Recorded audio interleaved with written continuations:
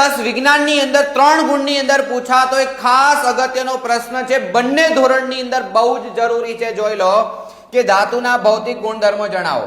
સૌથી પહેલા ધાતુની સપાટી ચળકાટ ધરાવતી હોય છે. કોઈ બી ધાતુ હશે તો એની જે બાહ્ય સપાટી છે એ ચમકદાર હશે, તો એક ભૌતિક ગુણધર્મ થઈ ગયો એનો કે સપાટી ચળકાટ ધરાવે છે.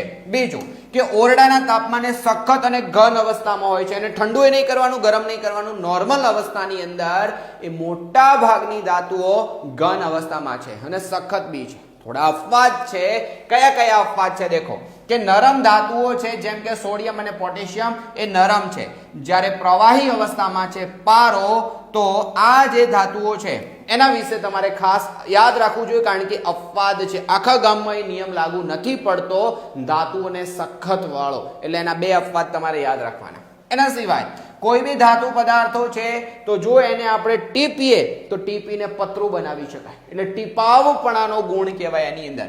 એના સિવાય તણાવપણું, એને ખેંચી અને તાર બનાવી શકાય, એનો મતલબ કે એની અંદર તણાવપણાનો ગુણધર્મ છે.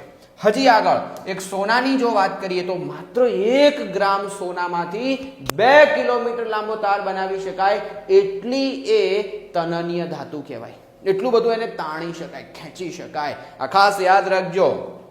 એના સિવાય ઉષ્મા અને વિદ્યુતના સુવાહકો છે. જ્યારે બે ધાતુઓ એવી છે કે સિલ્વર અને કોપર એ શ્રેષ્ઠ વાહકો તરીકે ઓળખવામાં આવે, અને શીશુ અને પારો એ મંદ વાહકો તરીકે ઓળખવામાં આવશે. એના સિવાય ઊંચા ગલનબિંદુ હોય છે, જ્યારે અપવાદ છે કે સીઝિયમ અને ગેલિયમ એના ગલનબિંદુ નીચા હોય છે અને રણકાર ઉત્પન્ન કરે છે.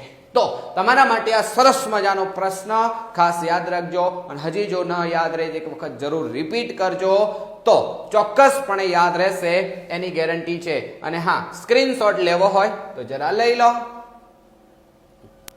તો આવી અમેઝિંગ તૈયારી માટે મારી સાથે જરૂર જોડાયેલા રહેજો અને ફોલો કરી દેજો. ચોક્કસ ફાયદો થશે એની 100% ગેરંટી છે. મળીએ નવા વિડીયોમાં.